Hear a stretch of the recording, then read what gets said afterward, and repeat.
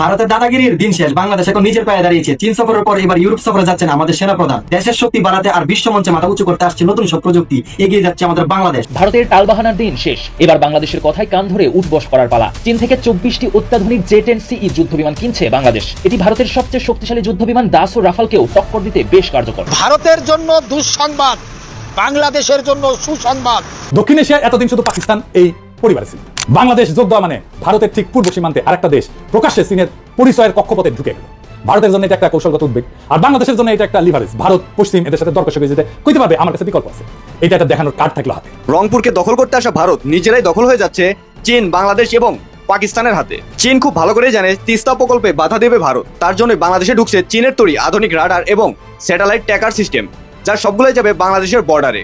প্রকল্প বাংলাদেশের, অথচ বারবার উদ্বেগ জানায় ভারত। এবার ভারতের সেই উদ্বেগের কড়া জবাব দিয়েছে চায়না। বলতেছিলাম বাংলাদেশের তিস্তা মহাপরিকল্পনার কথা। যে কোনো মূল্যে তিস্তা ব্যারেজ মহাপরিকল্পনা বাস্তবায়ন করা হবে।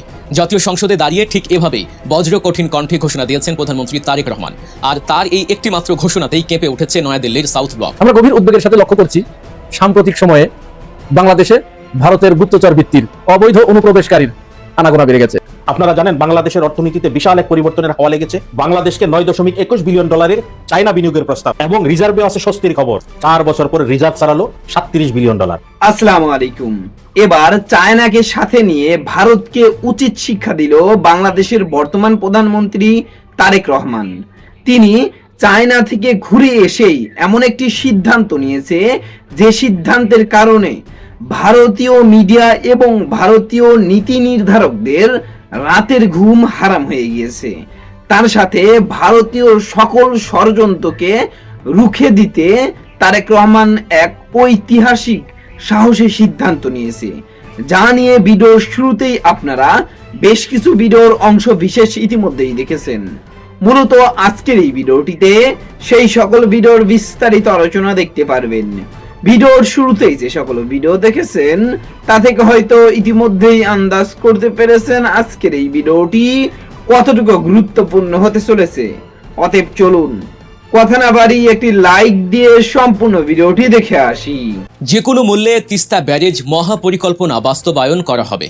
জাতীয় সংসদে দাঁড়িয়ে ঠিক এভাবেই বজ্র কঠিন কণ্ঠে ঘোষণা দিয়েছেন প্রধানমন্ত্রী তারেক রহমান।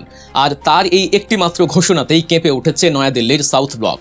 দীর্ঘদিনের বঞ্চনা, খরা আর ভারতের পানি আগ্রাসনের শিকার উত্তরাঞ্চলের মানুষের জন্য এটি শুধু একটি প্রকল্প নয়, এটি তাদের বেঁচে থাকার নতুন স্বপ্ন।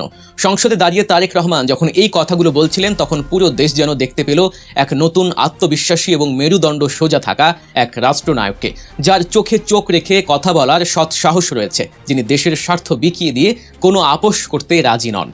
বছরের পর বছর ধরে ভারতের যে দাদাগিরি আমরা দেখে আসছি, এই বিএনপি সরকারের আমলেই সেই আধিপত্যবাদের কফিনের শেষ পেরেকটি ঠুকে দেয়া হবে। ভারত সব সময় চেয়েছে বাংলাদেশকে পানি শূন্য করে ভাতে ও পানিতে মারতে।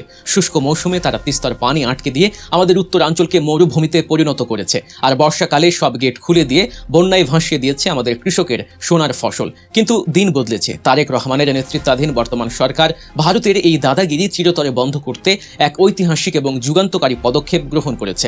ঘটনা শুরুটা হয়েছিল মূলত তারেক রহমানের অতি সাম্প্রতিক চীন সফরের মধ্য দিয়ে। গত 25 ও 26 তারিখে তিনি যখন চীন সফরে গেলেন, তখনই আন্তর্জাতিক ভূ রাজনীতির মোড় ঘুরতে শুরু করে। এই সফরের দিকে তীক্ষ্ণ নজর ছিল পুরো বিশ্বের, বিশেষ করে ভারতের। ভারত ভেবেছিল হয়তো বরাবরের মতোই তিস্তা ইস্যুটি ঝুলিয়ে রাখা হবে, কিন্তু তাদের গালে কষিয়ে চর মেরে তারেক রহমান বেজিং থেকে নিয়ে এলেন অভাবনীয় এক সাফল্য। চীন এবং বাংলাদেশের বন্ধুত্ব যে কতটা গভীর এবং তারেক রহমানের বিএনপি সরকারের সাথে চীনের সম্পর্ক যে এক অনন্য উচ্চতায় পৌঁছেছে, তা এই সফরের মাধ্যমে বিশ্ববাসী সচক্ষে দেখতে পেল। চীন স্পষ্ট জানিয়ে দিয়েছে বাংলাদেশের যে কোনো উন্নয়নমূলক কাজে তারা ছায়ার মতো পাশে থাকবে। আর তিস্তা ব্যারেজ মহাপরিকল্পনা নিয়ে ভারতের যে দীর্ঘদিনের মাথা ব্যথা, ভারতের যে অহেতুক ভীতি এবং আগ্রাসী মনোভাব, সেটিকেও খুব ভালোভাবে বুঝেছে বেজিং। ভারত সবসময় চেয়েছে তিস্তা অববাহিকায় যেন অন্য কোনো দেশ, বিশেষ করে চীন, প্রবেশ করতে না পারে, কারণ তিস্তা অববাহিকা ভারতের স্ট্র্যাটেজিক পয়েন্ট শিলিগুড়ি করিডোর বা চিকেন স্নেকের খুব কাছাকাছি। ভারতের ভয় এখানে চীনের উপস্থিতি তাদের নিরাপত্তার জন্য হুমকি, কিন্তু বাংলাদেশ তো ভারতের নিরাপত্তার পাহারাদার নয়। বাংলাদেশের কাছে সবার আগে নিজের দেশের মানুষের জীবন ও জীবিকা। তারেক রহমান ঠিক এই জায়গাতে সবচেয়ে বড় মাস্টার স্ট্রোকটি খেলেছেন। তিস্তা প্রকল্প নিয়ে ভারতকে রীতিমতো খোঁচা দিয়ে কড়া জবাব দিয়েছে চীন। চীনের পররাষ্ট্র মন্ত্রণালয়ের মুখপাত্র গুয়ো জিয়াকুন এক প্রেস ব্রিফিংয়ে ভারতের নাম না নিয়ে যে কড়া বার্তা দিয়েছেন তাতেই পরিষ্কার হয়ে গেছে আগামী দিনের সমীকরণ। তিনি স্পষ্ট ভাষায় বলেছেন, তিস্তা নদীর সমন্বিত ব্যবস্থাপনা ও পুনর্বাসন বাংলাদেশের মানুষের জীবনমান উন্নয়নের একটি অত্যন্ত গুরুত্বপূর্ণ উদ্যোগ। বাংলাদেশ এই প্রকল্পকে সর্বোচ্চ গুরুত্ব দিচ্ছে এবং চীন তার সাধ্যমতো সব ধরনের সহায়তা দিতে প্রস্তুত। এখানেই থেমে থাকেনি চীন। ভারতকে উদ্দেশ্য করে চীনের মুখপাত্র চরম একটি খোঁচা দিয়ে কথা বলেন। বাংলাদেশ ও চীনের এই দ্বিপাক্ষিক সহযোগিতা কোনো তৃতীয় পক্ষের বিরুদ্ধে নয়, বরং এটি যে কোনো ধরনের তৃতীয় পক্ষের প্রভাবমুক্ত থাকা উচিত। কূটনৈতিক ভাষায় এর চেয়ে বড় চর আর কি হতে পারে? চীন ভারতকে সরাসরি আঙুল দিয়ে দেখিয়ে দিল যে বাংলাদেশ একটি স্বাধীন ও সার্বভৌম রাষ্ট্র এবং তাদের নিজেদের উন্নয়ন প্রকল্পে কার সাথে কাজ করবে সেটা একান্তই তাদের নিজস্ব ব্যাপার। এখানে তৃতীয় পক্ষ হিসেবে ভারতের নাক গলানোর কোনো সুযোগ বা অধিকার নেই। ভারতের দীর্ঘদিনের পানি রাজনীতি আর আধিপত্য বিস্তারের যে নোংরা খেলা, চীনের এই একটি মাত্র স্টেটমেন্টেই তা তাসের ঘরের মতো ভেঙে পড়েছে। তিস্তা নদী নিয়ে আমাদের উত্তরাঞ্চলের মানুষের হাহাকার আজকের নয়, এ এক দীর্ঘদিনের না বলা কান্না। উত্তরের মাটি সেচের অভাবে শুকিয়ে ফেটে চৌচির হয়ে যায়। এক সময়ের প্রমত্তা নদীর বুক ধুধু বালুচরে পরিণত হয়। বছরের পর বছর ধরে কৃষকরা এক ফোঁটা পানির জন্য আকাশের দিকে চাতক পাখির মতো তাকিয়ে থাকে। ভারতের ছল চাতুরি আর আগের সরকারগুলোর নতজানু ও মেরুদণ্ডহীন পররাষ্ট্রনীতির কারণে উত্তরাঞ্চলের কোটি কোটি মানুষের জীবন বারবার বিপন্ন হয়েছে। কিন্তু জাতীয় সংসদে দাঁড়িয়ে প্রধানমন্ত্রী তারেক রহমান যখন দৃপ্ত কণ্ঠে বললেন, উত্তরাঞ্চলের দীর্ঘদিনের পানি সংকট নিরসনে তিস্তা ব্যারেজ মহাপরিকল্পনা যে কোনো মূল্যে বাস্তবায়ন করা হবে, তখন সারা দেশের মানুষ, বিশেষ করে রাজশাহী ও রংপুর বিভাগের সাধারণ জনগণ আনন্দে উদ্বেলিত হয়ে উঠেছে।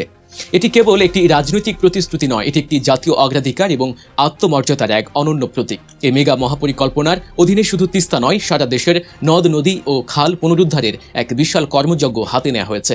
আগামী 5 বছরে সারা দেশে 20,000 কিলোমিটার খাল খনন ও পুনর্খনন করার এক সুদূর প্রসারী মহাপরিকল্পনা সরকার ঘোষণা করেছে। ইতিমধ্যেই গত 3 মাসে 900 কিলোমিটার খাল খনন সম্পূর্ণ হয়েছে বলে প্রধানমন্ত্রী জানিয়েছেন। বর্ষাকালের অতিরিক্ত পানি ধরে রেখে শুষ্ক মৌসুমে কৃষকদের সেচ সুবিধা নিশ্চিত করার যে মাস্টার প্ল্যান সরকার তৈরি করেছে তা পুরোপুরি বাস্তবায়িত হলে বাংলাদেশের কৃষি ও অর্থনীতিতে এক অভাবনীয় বৈপ্লবিক পরিবর্তন আসবে। কৃষকরা আর পানির জন্য হাহাকার করবে না, উত্তরাঞ্চল হয়ে উঠবে দেশের অর্থনীতির অন্যতম বড় চালিকা শক্তি। চীন সফরে কৌশলগত অগ্রগতির পর তিস্তা ব্যারেজ নিয়ে চূড়ান্ত অবস্থানের কথা জানিয়েছেন প্রধানমন্ত্রী। তার এই ঘোষণায় উত্তরাঞ্চলের মানুষের বহুদিনের প্রত্যাশারই প্রতিধ্বনি হয়েছে। অর্থনীতি, কৃষি, শিক্ষা এবং জ্বালানি খাতের ভবিষ্যৎ রূপরেখাও তিনি তুলে ধরেছেন এক নতুন সম্ভাবনার গল্প হিসেবে। ভারতের আপত্তিকে বুড়ো আঙুল দেখিয়ে দেশের স্বার্থকে সর্বোচ্চ অগ্রাধিকার দিয়ে তারেক রহমান প্রমাণ করেছেন যে তিনি একজন সত্যিকারের দেশপ্রেমিক নেতা। চীন ও বাংলাদেশের এই সৎ সাহসের দারুণ কদর করেছে। চীনের প্রেসিডেন্ট শি জিনপিং প্রধানমন্ত্রী তারেক রহমানকে আশ্বস্ত করেছেন যে চীন বাংলাদেশের বিশ্বস্ত বন্ধু হিসেবেই সবসময় পাশে থাকবে। শুধু তিস্তা প্রকল্পই নয়, belt and road initiative, BRICS এবং SCO-তে বাংলাদেশের অংশগ্রহণের আগ্রহকেও স্বাগত জানিয়েছে বেজিং। মোংলা বন্দরের আধুনিকায়ন, চট্টগ্রামে চীনা অর্থনৈতিক ও শিল্পাঞ্চল প্রতিষ্ঠা এবং শতভাগ পণ্যে শুল্কমুক্ত সুবিধা সহ নানা আর্থ বাণিজ্যিক চুক্তির মাধ্যমে দুই দেশের সম্পর্ক এখন এক সোনালী অধ্যায়ে প্রবেশ করেছে। সব মিলিয়ে এটা এখন দিনের আলোর মতো পরিষ্কার যে ভারতের একগুঁয়েমি আর দাদাগিরির দিন চিরতরে শেষ হয়ে গেছে। পানি নিয়ে রাজনীতি করে, ভয় দেখিয়ে বা চোখ রাঙিয়ে বাংলাদেশকে আর দাবিয়ে রাখা যাবে না। তারেক রহমানের এই সাহসী পদক্ষেপ এবং চীনের এই নিঃশর্ত সমর্থন আমাদের চোখে আঙুল দিয়ে দেখিয়ে দিচ্ছে যে সঠিক দেশপ্রেমিক ও মেরুদণ্ড সম্পন্ন নেতৃত্ব পেলে বাংলাদেশ কোনো পরাশক্তির কাছেই মাথা নত করবে না। ভারত যদি আমাদের ন্যায্য হিস্সা না দেয়, তবে আমরা আমাদের নিজস্ব বিকল্প পথ তৈরি করে নেব। তিস্তা মহাপরিকল্পনা তারই সবচেয়ে বড় এবং জ্বলন্ত প্রমাণ। আগামী দিনে তিস্তার বুকে যখন পানি থই থই করবে, উত্তরের কৃষকের মুখে যখন তৃপ্তির হাসি ফুটবে, তখন বাংলাদেশের অর্থনীতি এক নতুন দিগন্তের সূচনা করবে। ভূ রাজনীতির এই দারুণ দাবা খেলায় বাংলাদেশ আজ অবিসংবাদিতভাবে জয়ী। তারেক রহমানের এই অবিচল নেতৃত্ব আর চীনের অকৃত্রিম বন্ধুত্বের মাধ্যমে বাংলাদেশ আজ বিশ্ব দরবারে এক অনন্য দৃষ্টান্ত স্থাপন করেছে। আগামী দিনগুলোতে এই মেগা প্রকল্প কিভাবে দ্রুত বাস্তবায়নের দিকে এগিয়ে যায়, সেটাই এখন পুরো দেশবাসীর দেখার বিষয়। একটা খবর আজ আপনাদের সাথে শেয়ার করব। এটি বাংলাদেশের জন্য প্রচন্ড অ্যালার্মিং বিষয়। দুইটা বিষয়, দুটোই আমাদের পার্শ্ববর্তী দেশের সাথে সম্পৃক্ত। আমি দুটো বিষয়েই ছোট ছোট করে বলবো। প্রথম খবরটা হচ্ছে, ভারতের ভিতর থেকে একটা সুড়ঙ্গ পথ অবৈধ অনুপ্রবেশকারীরা তৈরি করে বাংলাদেশের ভিতরে এসে মিশেছে, একটা জঙ্গলের ভিতরে। এর আগেও আমরা দেখেছি যে ভারতের সীমান্তবর্তী যে সমস্ত জায়গাগুলো আছে, যেমন ত্রিপুরা, পশ্চিমবঙ্গ, মেঘালয়, এই সমস্ত জায়গার কিছু কিছু খবর আমাদের কাছে এসেছিল।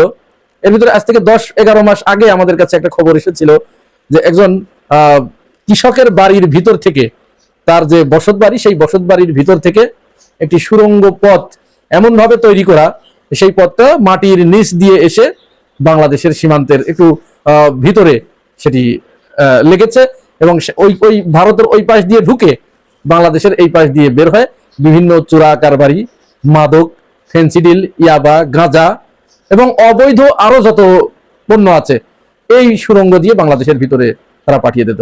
এমনকি অবৈধ অস্ত্র, অবৈধ মানুষ তারাও এই সুড়ঙ্গ দিয়ে এদেশ থেকে ও দেশে পাচার করা হতো।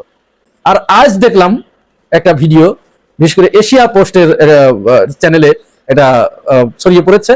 ভিডিওটা কয়দিন আগের সেটা আমরা বলতে পারবো না, তবে এটি যে বাংলাদেশের জন্য খুবই অ্যালার্মিং একটা ব্যাপার, এই বিষয়টার গুরুত্ব অনুধাবন করেই মূলত আমার এই কথাগুলো বলা। আগে ভিডিওটা আমরা একটু দেখি, তারপরে কথা বলি।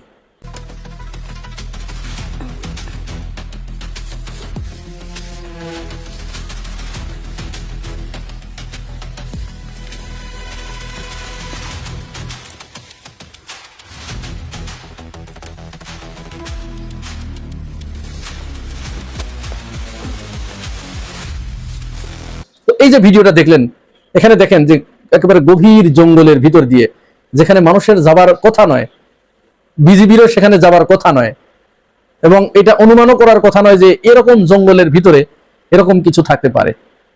এই জঙ্গলের ভিতর দিয়ে সুড়ঙ্গ পথ করে তারা ওই সীমান্তের ওই পারে চলে গেছে।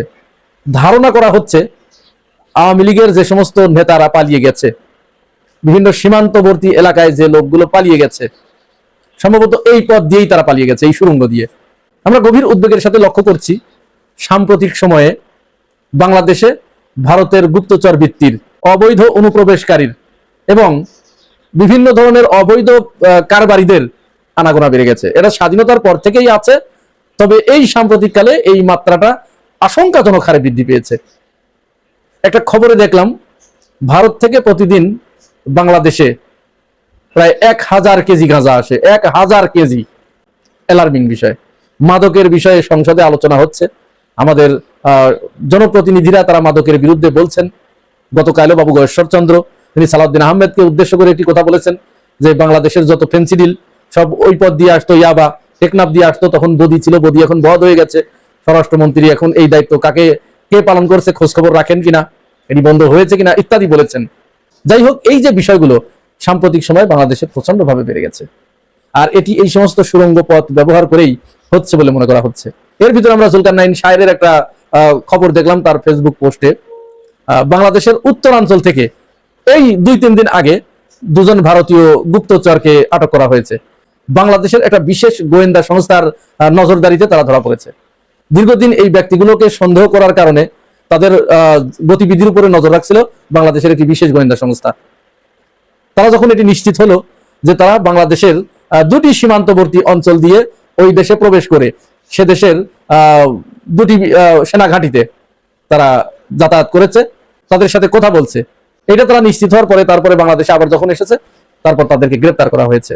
গ্রেপ্তার করে তাদের কাছ থেকে অত্যন্ত গুরুত্বপূর্ণ তথ্য পেয়েছে। এখান থেকে যে গুরুত্বপূর্ণ তথ্যগুলো তারা ওইদিকে পাচার করছিল সেই তথ্য পাওয়া গেছে। তাদের কাছ থেকে বিভিন্ন ধরনের হার্ড ডিস্ক, পেন ড্রাইভ, বিভিন্ন সরঞ্জামাদি উদ্ধার করা হয়েছে। এই পেন ড্রাইভের ভিতরে, এই হার্ড ডিস্কগুলোর ভিতরে বাংলাদেশের গুরুত্বপূর্ণ তথ্য তারা পেয়েছে এবং সেগুলো ওইদিকে পাচার করছিল, এই প্রমাণ তারা পেয়েছে, তাদেরকে আটক করা হয়েছে।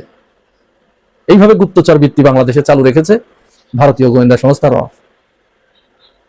এরই ভিতরে দীর্ঘদিন বন্ধ থাকার পরে আবার ভারত সরকার ভিসা ব্যবস্থা চালু করেছে। টুরিস্ট ভিসার জন্য তারা বাংলাদেশি নাগরিকদের কাছ থেকে ভিসার দরখাস্ত আহ্বান করেছে। শেখ হাসিনা পালিয়ে যাওয়ার পরে ভারত বাংলাদেশিদের জন্য পুরা ভিসা প্রসেস বন্ধ রেখেছিল তাদের নিরাপত্তার অজুহাত দেখিয়ে। তারা ওই সময় তো অন্তর্বর্তীকালীন সরকারকে পাত্তাই দেয় নাই, তাদের সাথে তারা কাজ করবে না। এর ভিতরে তারা বারবার বলছিল যে নির্বাচিত সরকার আসলে তারপরে তাদের সাথে কাজ করবে। এখন নির্বাচিত সরকার আসছে, নির্বাচিত সরকারের সাথেও তাদের সেই সহযোগিতাপূর্ণ মনোভাব এখনো পর্যন্ত আমরা দেখতে পাই নাই। এর ভিতরে যখন এই ভিসা চালু হলো, ভারত খুলে দিল, জনমনে একটা প্রশ্ন দেখা দিয়েছে যে হঠাৎ করে ভারত কেন বাংলাদেশিদের জন্য দীর্ঘদিন প্রায় 2 বছর বন্ধ রাখার পরে এই ভিসা ব্যবস্থা আবার খুলে দিল, টুরিস্ট ভিসা কেন খুলে দিল।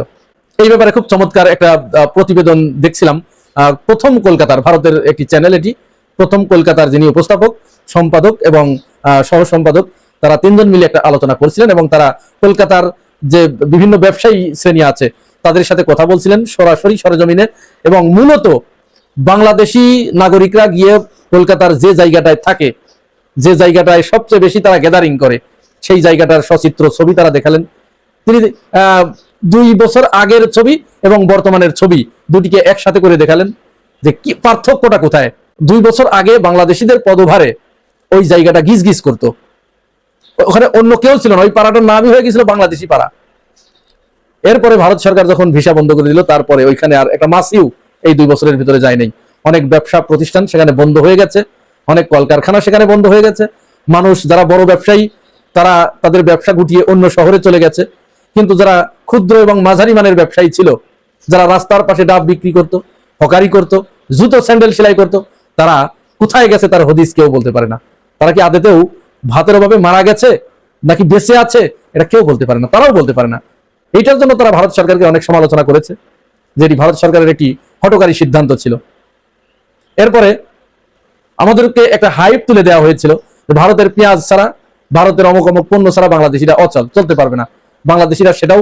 আমি আশা করছি সম্পূর্ণ ভিডিওটি দেখেছেন এবং এই ভিডিওর সাপেক্ষে আপনার কি মতামত সেটা অবশ্যই কমেন্ট বক্সে জানিয়ে যাবেন।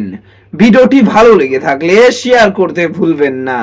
আমাদের এই চ্যানেলে নতুন হয়ে থাকলে চ্যানেলটি সাবস্ক্রাইব করে চ্যানেলের পাশে থাকবেন, আর যারা ইতিমধ্যেই চ্যানেলটি সাবস্ক্রাইব করেছেন তাদেরকে অসংখ্য ধন্যবাদ। দেখা হবে নতুন কোনো ভিডিও নিয়ে, ততক্ষণ সবাই সুস্থ থাকবেন। আল্লাহ হাফেজ।